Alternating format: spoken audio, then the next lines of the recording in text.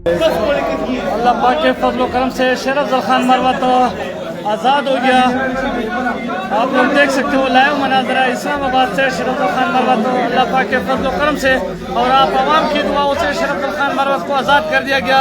आप लोग देख सकते हो इस्लामाबाद एपेट मरकज से लाइव मनाजरा शेर अफजल खान मरवा तो आप लोग देख सकते हो।